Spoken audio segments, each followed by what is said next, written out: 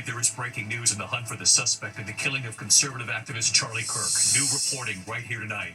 Of course, Charlie Kirk shot and killed with thousands gathered. Tonight, the FBI releasing photos now of a person of interest, describing him as college-age, dressed in black, a dark baseball cap, sunglasses, and a shirt with an American flag on the front. Tonight, what investigators have been able to do, piecing together some of this timeline. When the suspect arrived on campus, how many minutes later before firing his weapon, where he escaped on that roof. Tonight, the video appearing to show a person on the roof immediately following the shooting. And tonight, police have found a high-powered rifle in the woods. And what they found on the roof of that campus building. President Trump speaking just moments ago, our team standing by tonight with what they've just learned. Also tonight, the chilling new details on the deadly school shooting, students in critical condition, and what we've now learned about the gunman. Tonight, the dramatic testimony here in the trial of the man accused of trying to assassinate President Trump. The Secret Service agent who says the suspect was just 5 feet away, and what that agent told the jury. Tonight, the American economy, the new numbers just in, grocery store prices up. From ground beef and steak to fruits and vegetables, coffee is now up more than 20% from this time last year. Economists on what's driving this. Also just in tonight, there's been a deadly helicopter crash in the Northeast near utility lines.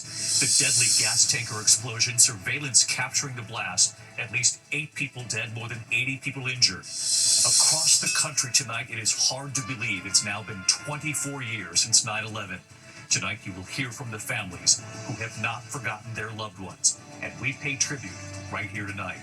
Also this evening, a famous former NBA player being treated for a brain tumor, and a major recall this evening involving hand soap, the concern that it could cause sepsis.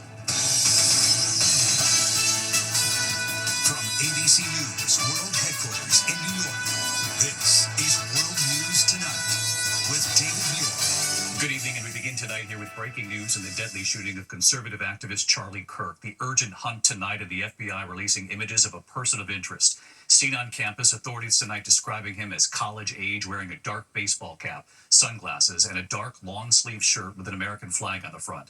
Authorities combing through campus security videos showing the moment Charlie Kirk, founder of Turning Point USA, was shot and killed while taking questions during an event at Utah Valley University. Tonight, authorities say Kirk was killed by a single gunshot fired from a campus rooftop more than 100 yards away. And video tonight right there appearing to show a person on a roof immediately following the shooting. And we learned today that police have now found a high-powered rifle in the woods. What they also discovered on that rooftop where that fatal shot was fired. They believe the suspect went to the other side of the roof, jumped off, and ran on foot into a nearby neighborhood. And they now believe the suspect arrived on that campus at 11:52 in the morning, firing that single shot about 30 minutes later. President Trump speaking just moments ago, and ABC's Matt Guppin leading us off tonight from Utah. Tonight, more than 24 hours after conservative activist Charlie Kirk was killed by a single bullet before a crowd of thousands of college students, a massive manhunt underway for the shooter still at large. The FBI releasing these images, asking the public for help. What looks to be a young man dressed in black in a shirt that appears to have a flag on it, wearing a ball cap and sunglasses. Authorities combing through video footage, stitching together his path from the moment he arrived on campus at 11:52 a.m. We have tracked his movements onto the campus, through the stairwells, up to the roof, across the roof to a shooting location. They believe he watched from that perch for some 20 minutes as Kirk revved up the crowd.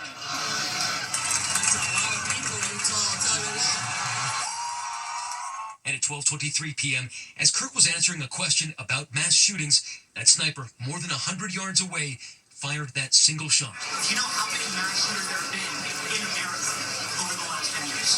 Counting or not counting gang violence? In an instant, panicked, students ducking for cover, and as they did, cameras catching a shadowy figure in black on a rooftop. We were able to track his movements as he moved to the other side of the building, jumped off of the building, and fled off of the campus and into a neighborhood. Law enforcement piecing together the clues, a footprint on the roof, and prints they believe are from the shooter's palm and forearm. Investigators searching backyards. They're looking for someone. Going house to house.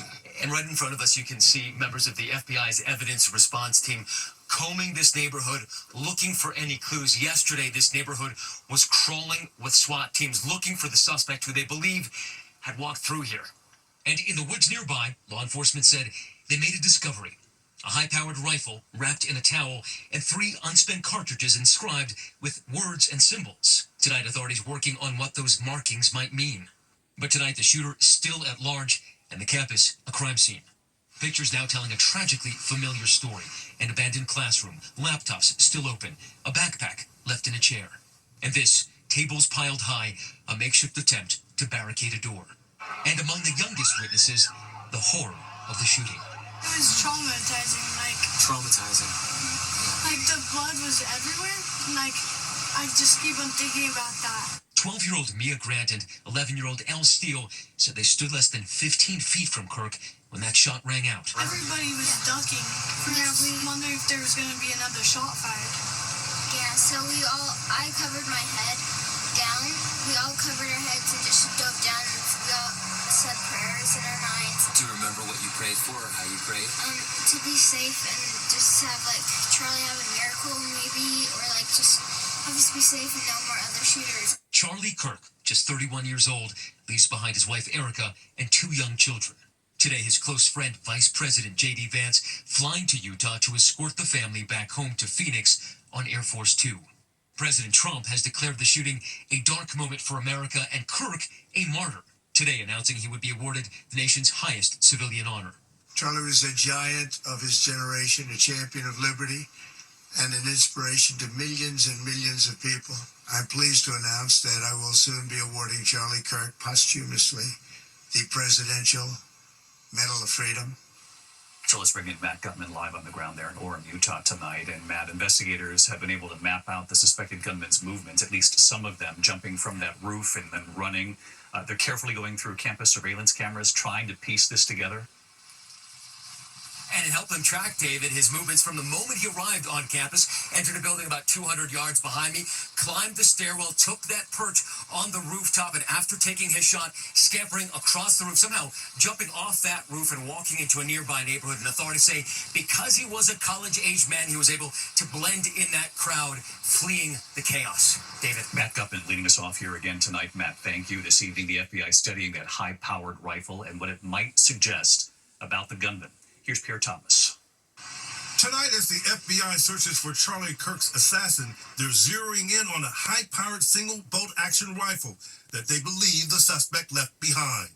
Sources telling ABC News, based on the long distance from where the shot was fired from an elevated position, the shooter likely had considerable experience with firearms. The gun and cartridges are to be flown to the FBI's main laboratory in Quantico, Virginia, for the most technologically advanced forensic analysis the Bureau can muster, specifically to identify any latent fingerprints or DNA. And authorities are trying to run down where and when the gun was purchased, specifically its ownership history.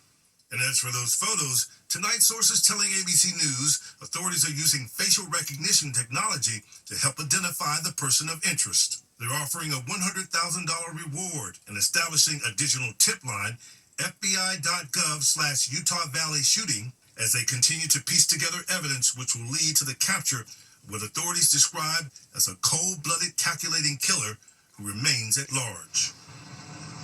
David, while they've not yet identified the person of interest, my sources are optimistic the images are clear enough that someone will soon recognize the man seen in those photos. David? Pierre Thomas live with us tonight. Pierre, thank you. This evening calls to bring down the temperature across this country with Republicans and Democrats being targeted. Jonathan Karl tonight on what we've seen already just this year. On Capitol Hill, the tension is so high that even a moment of silence for Charlie Kirk erupted into a shouting match on the House floor. Wait a minute. The House will be in order. The House will be in order. Shh. Speaker of the House Mike Johnson urged lawmakers to lower the temperature. We don't think of our friends and neighbors and fellow countrymen and even political opponents as enemies. We're all Americans. But around the country tonight, fear the epidemic of political violence is only growing. Since just last summer, we've seen the shooting of 2 Democratic lawmakers in Minnesota, including the former Speaker of the House, who was murdered along with her husband in their home. The firebombing of the governor's mansion in Pennsylvania, where hours earlier the Democratic governor, Josh Shapiro, celebrated Passover with his family. And of course, the two attempted assassinations of Donald Trump. Voices in both parties are calling for calm. Former President Barack Obama writing, quote, "We don't yet know what motivated the person who shot and killed Charlie Kirk, but this kind of despicable violence has no place in our democracy." There is also growing anger. Many of the louder voices on the right are echoing the words of President Trump, who blamed Charlie Kirk's murder on the political left, vowing vengeance. We have a radical left group of lunatics out there, just absolute lunatics, and we're going to get that problem solved. I'm only concerned for the country. Charlie Kirk was a big advocate of nonviolence and free speech on campus. How do you want your supporters to respond to it? I think that way. He was an advocate of nonviolence. That's the way I'd like to see people respond. Trump listed the attacks on Republicans, but not on Democrats. Utah's Republican governor went further, citing the attacks on lawmakers in both parties, saying the nation right now needs leaders. Our nation is broken. We desperately need leaders in our country, but more than the leaders, we just need every single person in this country to think about where we are and where we want to be. To ask ourselves, is this it? President Trump is in New York now, attending tonight's Yankees game. He said he had a long talk with Charlie Kirk's widow, Erica, and that he plans to attend Charlie's funeral next weekend in Arizona. David? John Call right there in the Bronx for the Yankee game tonight. President Trump is attending. John, thanks. Meantime, tonight, the dramatic testimony in the trial of the man accused of trying to assassinate then-candidate Donald Trump in Florida. Today, the Secret Service agent who says the suspect was just 5 feet away and what that agent told the jury. Here's Aaron Katursky. In a season of political violence, Keep walking! tonight Ryan Ruth, the man accused of trying to assassinate Donald Trump on his Florida golf course, is on trial, and we're learning just how close prosecutors believe Ruth came to killing him. Secret Service agent Robert Furcano testifying he was in fear for President Trump's life when he spotted Ruth's alleged sniper perch coming within 5 feet of the rifle. Prosecutors telling the jury, if not for Agent Furcano's actions, Donald Trump would not be alive. It was just weeks after then-candidate Trump narrowly survived the attempt on his life in Pennsylvania. The government says Ruth planned for weeks, making 17 trips to scope out Trump International at West Palm Beach. There was no purpose for that trip other than to kill Donald Trump. Today, the jury heard from the critical witness who said he spotted Ruth running away and jumping into a car. He testified he snapped a photo and gave police the license plate. Ruth is representing himself, but today seemed to undermine his own defense, praising that witness who led to his arrest. Good work. You're an American hero. I celebrate your efforts. On this first day of testimony, David, the judge had to rein in Ryan Ruth, saying he was rambling and threatening to make a mockery of the courtroom. David? Aaron Katursky with us tonight. Aaron, thank you. There are chilling new details in the deadly school shooting outside Denver, Colorado. Police say the suspect opened fire inside and outside Evergreen High School. 2 students wounded, both remain in critical condition tonight. The 16-year-old allegedly taking his own life there at the scene. Authorities tonight now say he had been radicalized by a so-called extremist network. They did not elaborate. Tonight we have news on the American economy and the prices you pay. The new numbers: grocery store prices up from ground beef and steak to fruits and vegetables. Coffee is now up more than 20% from this time last year. Economists on what's driving this. Here's our chief business correspondent, Rebecca Jarvis, tonight. Tonight, if you feel like prices are still inching higher at the grocery store, you're not wrong. According to the latest inflation report out today from the Bureau of Labor Statistics, food prices between July and August jumped 0.6%, the biggest monthly increase since August 2022, and are now 2.7% higher than a year ago. With coffee up 20.9%, apples up 9.6%, and bananas up 6.6%. Ground beef up 12.9%, and steaks up 16.6%. And while the price of certain items like eggs and ham have been moving lower recently, economists predict the impact of President Trump's tariffs will start showing up more overall in the final months of the year. Tariffs are clearly going to be causing price increases across consumer goods. I think we're going to start to see a lot of it as you get closer to the holiday season. Many major retailers like Walmart, Macy's, and Home Depot have acknowledged those increased costs, but say they're working to keep prices low where they can. And David, economists are pointing to a number of factors driving this: a shortage of farmers, those tariffs, and even bad weather.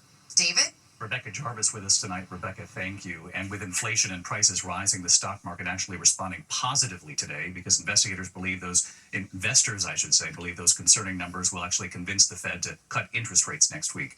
That news sending the markets to record highs today, the Dow closing above 46,000 points for the first time ever. The NASDAQ and S&P 500 also hitting all-time highs. Tonight, a landmark decision by Brazil's Supreme Court. Former President Bolsonaro found guilty of plotting to overturn his country's 2022 election. Prosecutors say he considered assassinating the president-elect in order to cling to power.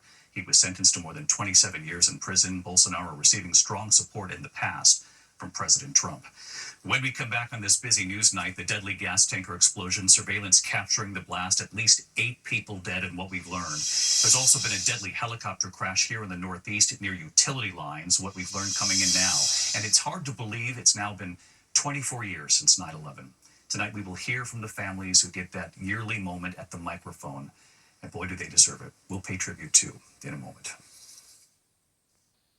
Tonight, first responders are on the scene of a deadly helicopter crash outside Allentown, Pennsylvania. 2 people were killed. Officials say the helicopter was being used by a third-party contractor working on utility lines there. Tonight, we also have pictures coming in from Mexico City. An investigation underway after a deadly gas tanker explosion. Surveillance video capturing the blast. At least 8 people killed. More than 80 were hurt. Authorities believe the truck may have exploded after tipping over on the highway there. When we come back tonight, a famous former NBA player being treated now for a brain tumor. And we also have a major recall tonight involving hand soap and the concern that it could cause sepsis. We'll have more in a moment. To the Index, former NBA player Jason Collins revealing he is undergoing treatment for a brain tumor. Collins retired in 2014, playing for 13 years. Tonight, Collins and his family asking for prayers and privacy. And of course, we certainly wish him well. We have a major recall tonight. Dermarite Industries expanding its voluntary recall of hand soaps, lotions, and shampoos over potential contamination that could lead to sepsis, they say. More than 30 products involved in various names, all made by Dermarite. We have much more for you on our website. When we come back here tonight, it's been 24 years now since 9/11. For the families, it doesn't make it any easier to stand at that microphone to say their loved one's name. But they did, and it was moving. In a moment. Finally tonight, it's been 24 years since 9/11, and this evening the families remembering their loved ones.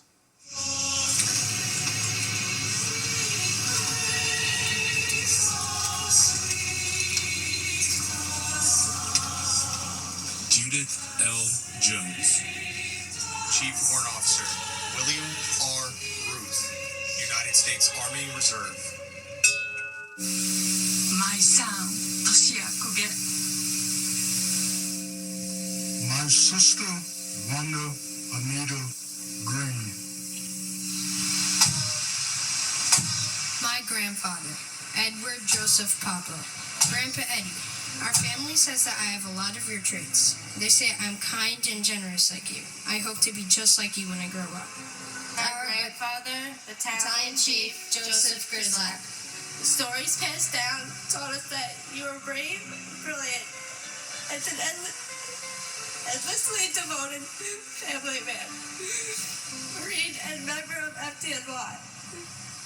My aunt, Danielle Casolas. You inspired me to run my first marathon and to never give up on my dreams of attending the United States Coast Guard Academy to one day serve my country. My cousins, firefighter Michael T. Carroll, FDNY Ladder 3, and my cousin Peter J. Carroll, FDNY Squad 1. Rest easy, brothers. I have the watch. My cousin, Michael J. Berkeley. This nation was united in unspeakable tragedy. Our better angels prevailed, and may they prevail again, and not let hatred divide us. God bless America. God bless us all, and protect us.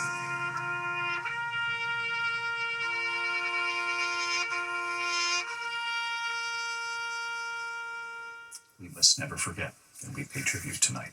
I'll see you tomorrow. Good night.